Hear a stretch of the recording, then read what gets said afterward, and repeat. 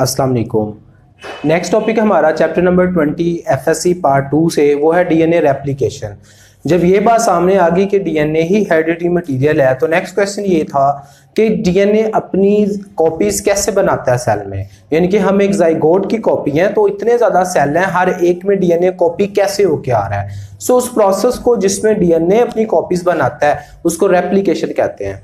इसमें काफ़ी मॉडल्स आए, लेकिन जो मोस्ट इंपॉर्टेंट जो बेसिक 3 मॉडल समझे जाते हैं डीएनए रेप्लिकेशन में, वो 3 है। Semi conservative model, number 2 conservative model and number 3 is dispersive model. So first of all, जो सबसे ज़्यादा वाटसन एंड क्रिक जिस मॉडल पे बिलीव करते थे वो मॉडल था सेमी कंजर्वेटिव मॉडल। इस मॉडल के अकॉर्डिंगली वो क्या कहते हैं कि इसमें जो डीएनए का मॉलिक्यूल होता है डुप्लेक्स, वो ओपन होता है जिस तरह जिप हम खोलते हैं सेंटर से, और उसके दोनों जो स्टैंड है वो एक दूसरे से सेपरेट हो जाते हैं। और जो नई न्यूक्लियोटाइड लगती हैं वो टोटली न्यू लगती हैं, यानी कि जो सेल में पहले से न्यूक्लियोटाइड पड़ी होती हैं, क्योंकि न्यूक्लियोटाइड केमिकल्स हैं, जस्ट प्रोटीन्स, शुगर, फॉस्फेट। तो जो पहले से बनी पड़ी होती हैं वो आपकी इस स्ट्रैंड के साथ जो ओपन हुआ है उसके साथ लग जाती हैं।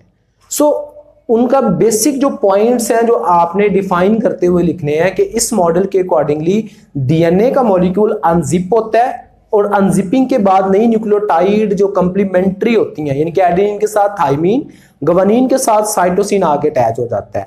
और इस मॉडल के अकॉर्डिंगली जो डुप्लेक्स है ये वाला, उसकी जो स्ट्रक्चर है डुप्लेक्स इटसेल्फ नॉट लिखा हुआ है। ओरिजिनल डुप्लेक्स यानी कि ये वाला स्टैंड और ये वाला दोनों मेंटेन है, लेकिन जो डुप्लेक्स था वो अब मेंटेन नहीं रहा। उसकी 50% सीक्वेंस कंजर्व रहती हैं, 50% न्यू लगती हैं। दैट्स वाई इस मॉडल को क्या कहा गया, सेमी कंजर्वेटिव मॉडल। सो इसमें सीक्वेंस कंजर्व रहती हैं लेकिन डुप्लेक्स कंजर्व नहीं रहता है। This is called semi conservative model. उसके बाद इसमें देखें जो प्राइमरी स्ट्रक्चर थी वो कंजर्व रही, यानी कि ये वाला स्टैंड और ये वाला स्टैंड कंजर्व रहा, लेकिन जो न्यू स्टैंड दोनों बड़े हैं वो कंजर्व नहीं है, वो डिस्टरप्ट है। डिस्टरप्ट मीन एक स्टैंड न्यू है, एक स्टैंड ओल्ड है। सो इस वजह से इसमें 50% सीक्वेंस कंजर्व हुई, तो इसको सेमी कंजर्वेटिव मॉडल कहा गया। ये वाटसन एंड क्रिक ने प्रपोज किया था। उसके बाद जो दूसरा मॉडल था कंजर्वेटिव मॉडल, उस मॉडल के अकॉर्डिंगली क्या कहता है कि डुप्लेक्स रिमेन इंटैक्ट, यानी कि जो डुप्लेक्स है डबल स्टैंडर्ड डीएनए मॉलिक्यूल है वो चेंज नहीं होता, वो मेंटेन रहता है, और उससे टोटली न्यू कॉपी जनरेट होती है। यानी कि ये उसका बिल्कुल अल्टरनेटिवली दोनों स्टैंड न्यू बनते हैं, ये भी कंजर्व है, ये न्यूली फॉर्म हो गया। This is called conservative model कि 100% ये कंजर्व रहा, उसने टोटली न्यूली सीक्वेंस जो है वो हमें बना के दिए हैं। This model is called conservative model.